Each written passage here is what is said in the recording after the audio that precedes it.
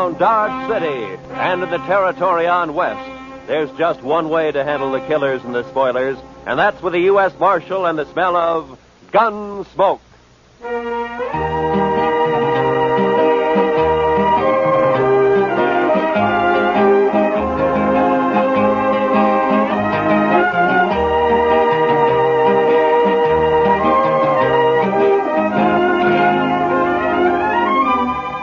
Gunsmoke, starring William Conrad. The story of the violence that moved west with young America. The story of a man who moved with it. Matt Dillon, United States Marshal.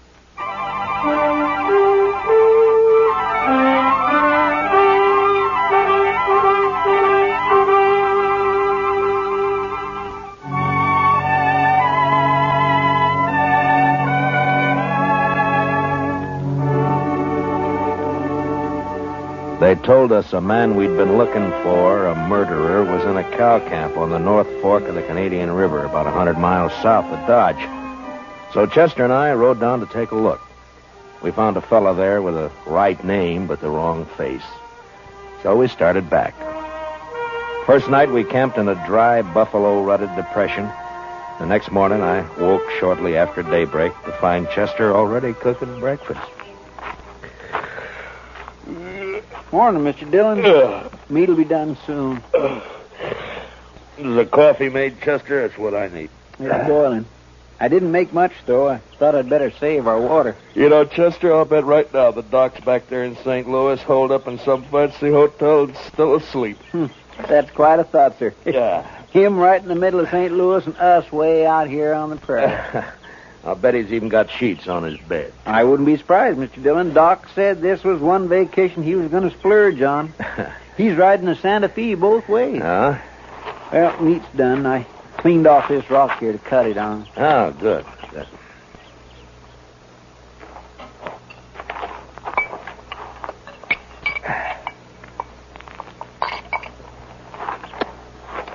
Oh, you got it warm anyway, Chester. Well, now, meat shouldn't be overcooked, Mr. Dillon.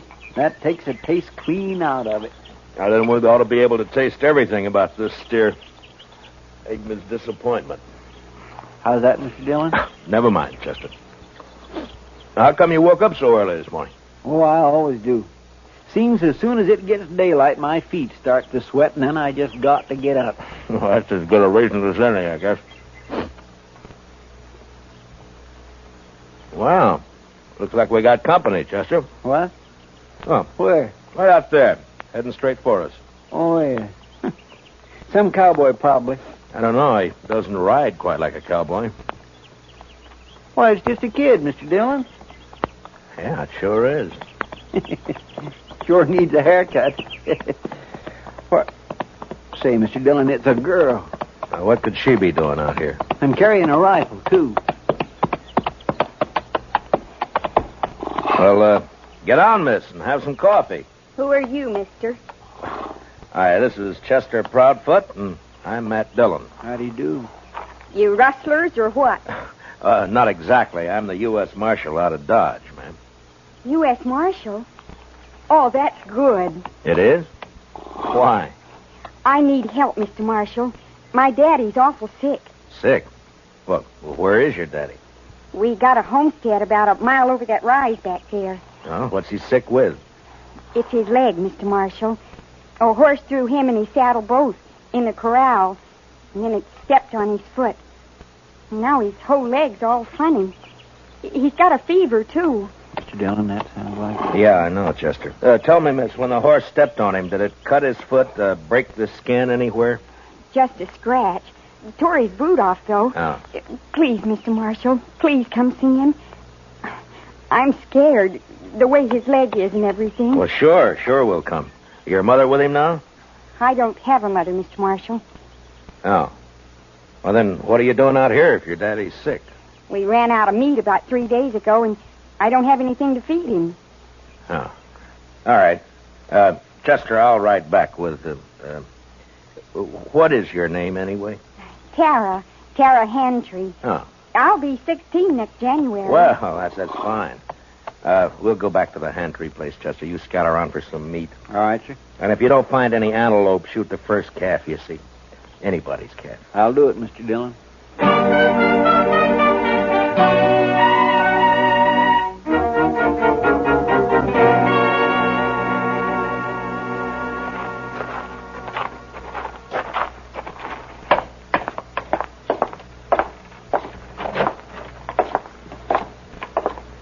He's in the sleeping room, Mr. Marshall. No.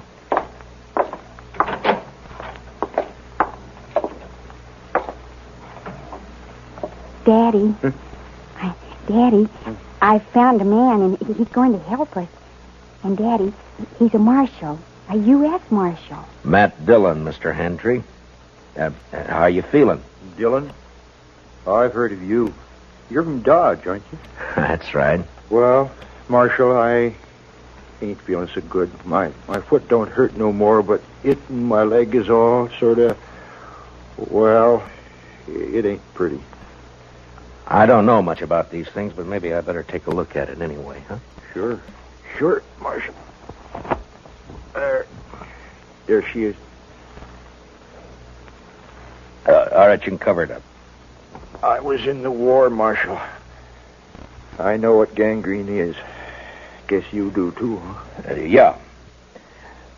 Well, the first thing, a friend of mine is out getting you some meat, and then we'll load you in your wagon. And Ben took the wagon. What? Ben Warling. He took the wagon when Daddy got hurt. Said he'd find a doctor and bring him back. Well, who's Ben Walling? Oh, he's been sort of working here, Mr. Marshall. I should have run him off long ago. That's what. Well, where is he? What'd he take the wagon for? Where's he going to find a doctor around here anyway? Closest doctor's in Dodge I know of. Yeah, and he's in St. Louis, and he won't be back for a couple of weeks. I couldn't get to him anyway. Well, tell me, when did this happen? About 6 days ago, Mr. Marshall. Ben left the day after. Well, you think he's coming back? Did he steal the wagon or what? He comes back here and me not able to get around. I don't know what I'll do. I ought to take a bullwhip to him. Now, take it easy, Just a Mr. Hand. bullwhip. Take it. He won't cause any trouble, so don't you get all worked up. Tara, we'll let him get some rest, huh? All right. We'll have some food for you soon, Mr. Hantry. I ain't very hungry. Tara, what's he so riled up about this Ben Walling for? What's between them? Oh, it's nothing, Mr. Marshall. Daddy's sick, and that's all. Look, Tara, you asked me to help you, didn't you? Yes, but... You trust me, don't you? All right, Mr. Marshall. Daddy hates Ben because Ben... Well, Ben likes me. Oh, I see. He even wanted to marry me. Said he would. How do you feel about Ben, Tara? You like him? No. Of course, it's time I had a man and all that, but I'm afraid of Ben, Mr. Marshall. It's like there's something wrong with him. He's always sneaking around when you don't expect him. Makes me uneasy, like. Well, we won't worry about Ben now. You stay here in case your daddy wants anything. I'll go outside and wait for Chester. Mr. Marshall. I'm awful glad you're here. We'll see it through, Tara. Don't you worry. I won't. Now.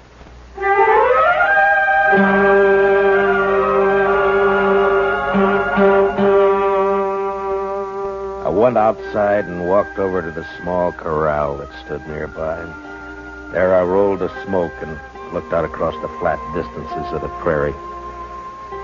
And I wondered how anyone could survive in all that emptiness. Hantry lying on his bed back there in the house. He wouldn't survive. The prairie had got to him all right. And its vast loneliness had put him out of reach of any help. And Tara, what could she do out here in this endless land of grass? I was glad to get my mind off it when Chester rode in with an antelope across his saddle.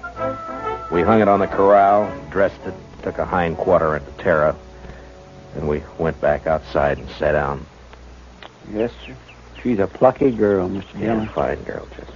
Yeah, but this Ben fella, I just don't understand his going off with the wagon like that. Well, it doesn't matter much now. Entry won't last more than a day or two, anyway. It's that bad, is it? Yeah, blood poisoning, Chester. As soon as it reaches his heart, he's done for. Well, isn't there any way to stop it? Yeah, sure. Cut his leg off. Oh. Too bad Doc isn't here. Yeah. Would that stop it, Mr. Dillon? Cutting his leg off, I mean? I don't know, Chester. I don't know. Maybe too late anyway. Well, I sure wish we could do something for him. I don't take to just sitting around and waiting for a man to die. Well, nobody does. It isn't right, somehow. That poor fella. And Tara. Why, Mr. Dillon, that girl will go crazy out here all alone. All right, Chester. What do you want me to do about it? I'm not a doctor. Now, shut up. Well,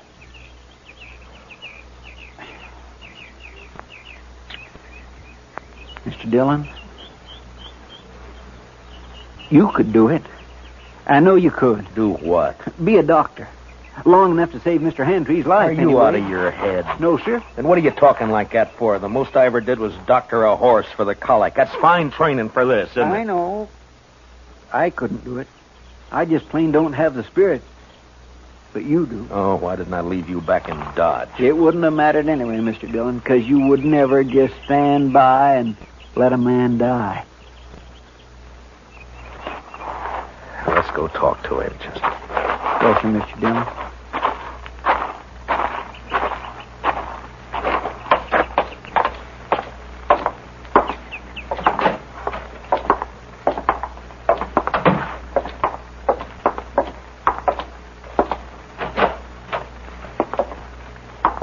Daddy's fever's worse, Mr. Marshall. I'm going to get some more water. Yeah. How do you feel, Mr. Hentry? I don't feel much, Marshal. Outside of burning up. I've been trying to tell Tara I just can't last long with blood poisoning. She's just got to figure on it. Well, that's what I came to talk to you about. I guess you know the only thing that'll give you a chance. I know. I've been thinking about it.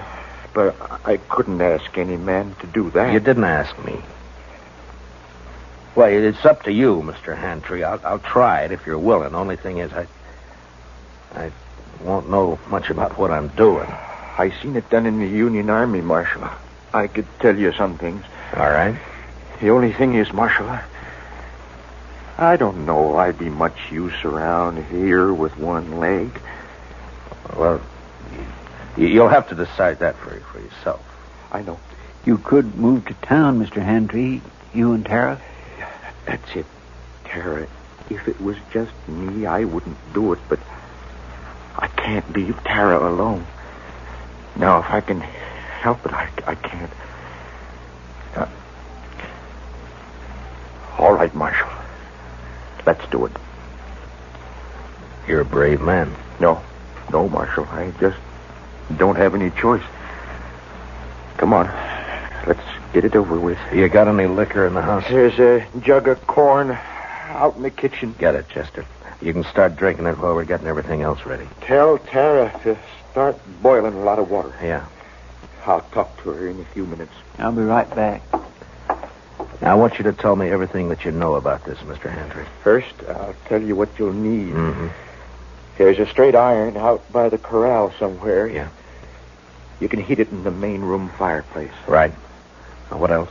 Tara will find some cloth for bandages. And the rest of the stuff you can get in the kitchen. Uh-huh.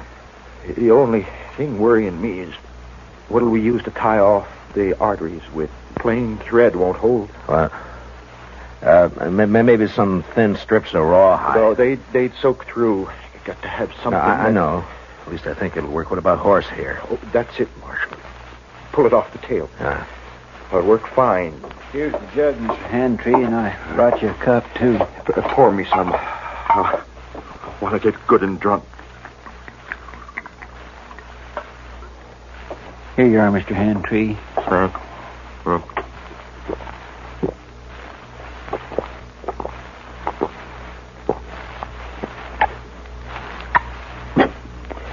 You know, I ain't been drunk in the daytime since we got the news about President Lincoln in the spring of 65.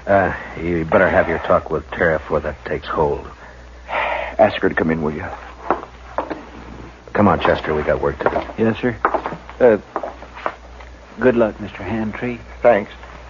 Well, Marshal. Yeah. Marshal, I'll try to make it easy for you. Yeah. Sure.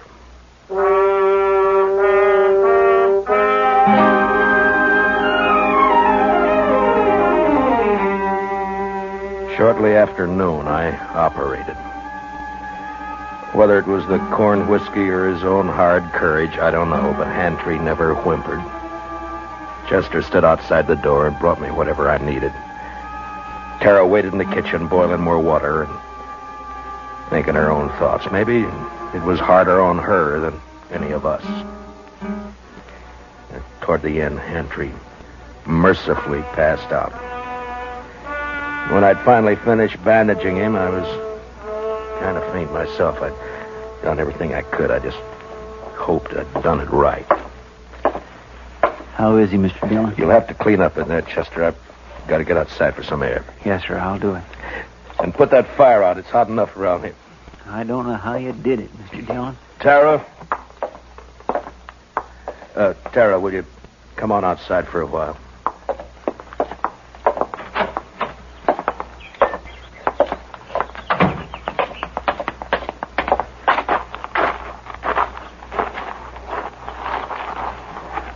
Is Daddy all right?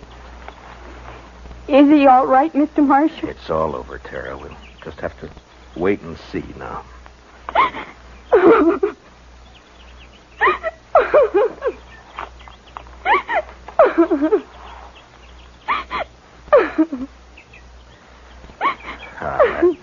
There now, Tara. He's all right. I'm sorry, but it took so long.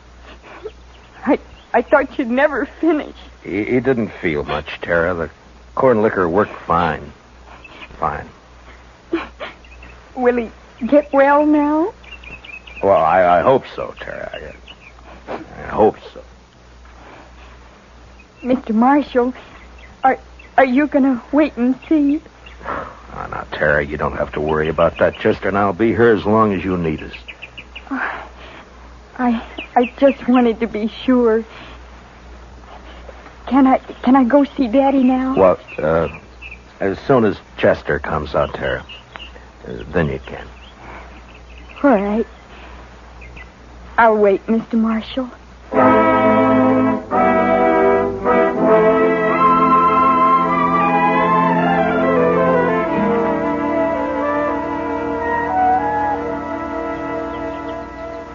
It beats me, Mr. Dillon, how he can just lay there so quiet and peaceful. It's only been 4 or 5 hours, Chester. The liquor hasn't worn off yet. He drank nearly the whole jug.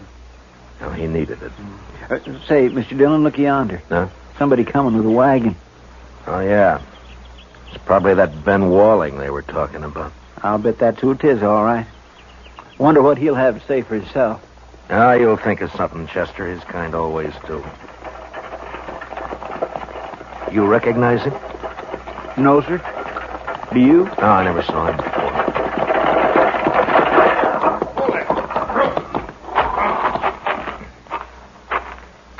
Hello. What are you doing here? You Ben Walling? How'd you know? The Handtrees, they've been wondering about you. Oh, yeah, sure. How's old Handtree, anyway? He's all right. He is, huh? You've been gone a long time, Ben. Where were you? I don't know you, mister, but you sure ask a lot of questions. You can answer them one at a time. Now, where were you? Who are you anyway, mister? I'm a U.S. Marshal. Ain't no U.S. Marshals around here. There is now.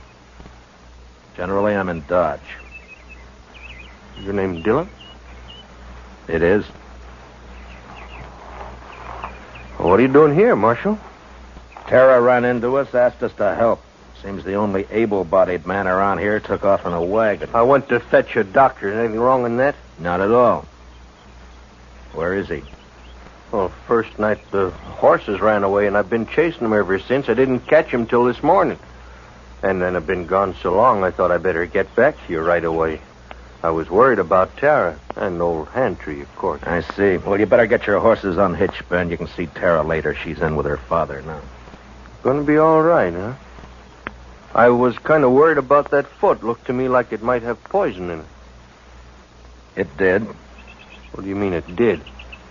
I took his leg off about noon today. You what? Mr. Dillon did it all by himself, just like a regular doctor. Oh, but how'd you know what to do? You might have killed him.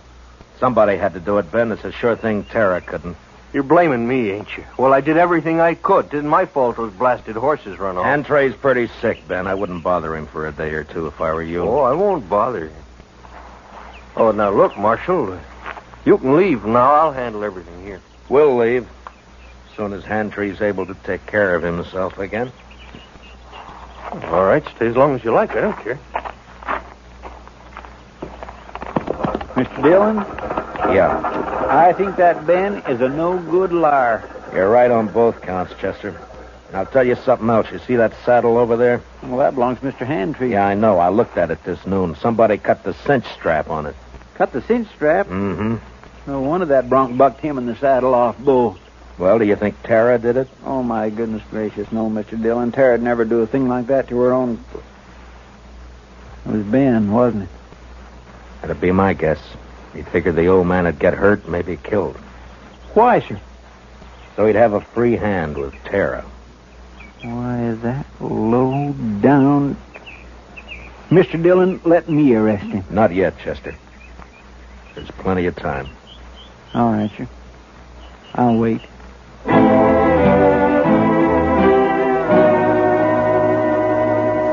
There wasn't as much time as I figured. Hantry had a bad night, and by morning he was so weak he couldn't lift his head. I tried to take his pulse, but I could hardly find it. Maybe I'd operated too late. Maybe the poison had already moved up into his body. I didn't know. I had no way of knowing. So there was nothing to do now but wait. Want some more coffee, Mr. Dillon? Yeah, thank you, Chester. We'll fill it up, huh?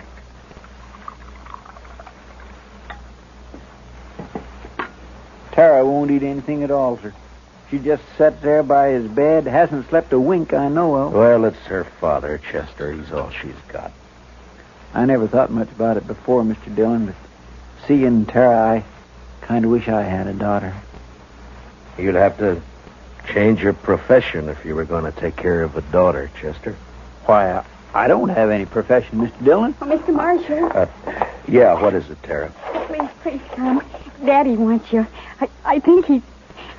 You better come too, Chester. Yes, sir.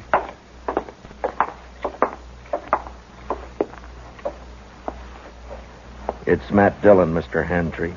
Can you hear me? Marshal, I can't hold out no more. Now, don't say that. Keep fighting, man. You'll pull through. No, Marshal. I'm going to die. Oh, Daddy. Daddy. Tara. It's about Tara, Marshal. Don't leave her here. Ben Walling, he's no good. He'll try to keep her. Now, don't you worry about Ben Walling, Mr. Hantry. I promise you he won't get anywhere near Tara. Now or ever. Thanks, Marshal. He's a bad one.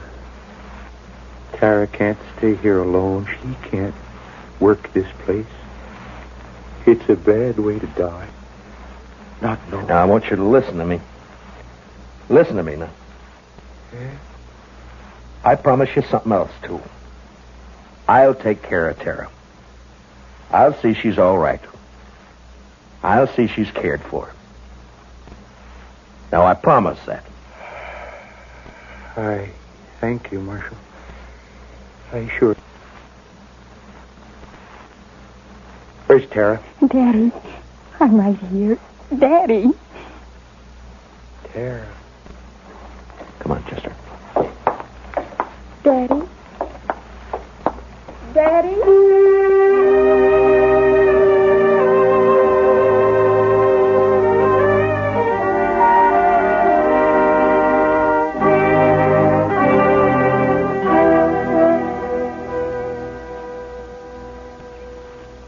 I don't know, Mr. Dillon. I don't think they'd have made out on this place anyway. Why not, Chester? Well, there just isn't enough water. That one little old spring's all I've got. Well, if they had a lake, it'd still be too much for Tara.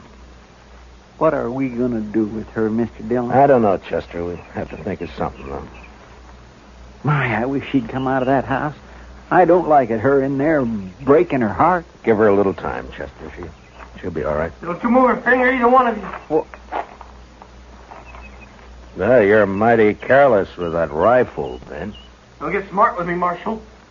I know what I'm doing. And what would that be? I heard you in there. Heard you promise to take Tara away. I was right by the window. I heard it all. You got a curious way of courting a girl, Ben, trying to kill her father. Yeah, and I saw you yesterday looking at that saddle, but I didn't kill him, Marshal. You did. That's a lie, Ben Walling, and Well, you you know it. shut up. I won't shut up. If we'd have just got here sooner, Mr. Dillon would have saved him, that's all. It's too bad you got here at all. Because you're going to die for it. Both of you. Put the gun down, Ben. You're under arrest for attempted murder. You stay right where you are, Marshal. You know, I have an idea you've smelled powder before, Ben, and that you're afraid of it. Marshal? I have an idea that's why you tried to get Hantry like you did instead of facing him. Stop there. And right now you wish you didn't have that rifle at all, don't you, Ben? Because I might have to shoot you for it, huh? No, don't, Marshal. Give me that. You all right, Mr. Dillon? He didn't even try, Chester. Rifle went off when I knocked it aside. That's all. He was scared to death. Well, I didn't feel exactly comfortable. Well, tie him up and keep an eye on him. I'll go see Tara. Yes, sir, Mr. Dillon.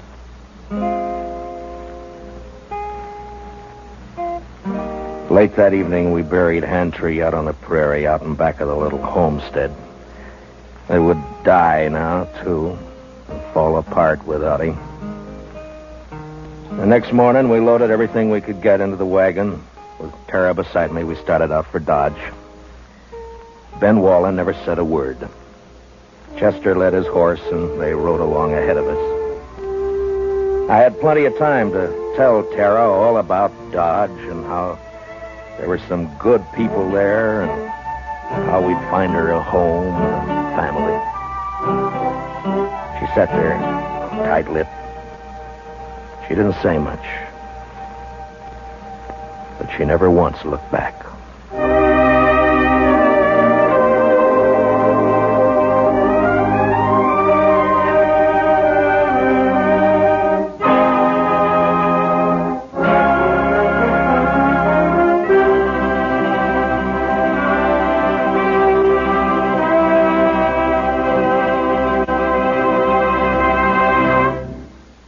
Gunsmoke, transcribed under the direction of Norman MacDonald, stars William Conrad as Matt Dillon, U.S. Marshal. Tonight's story was specially written for Gunsmoke by John Meston, with music composed and conducted by Rex Corey. Featured in the cast were John Daner, Sammy Hill, and Larry Dobkin. Parley Bear is Chester. Join us again next week as Matt Dillon, U.S. Marshal, fights to bring law and order out of the wild violence of the West in Gunsmoke.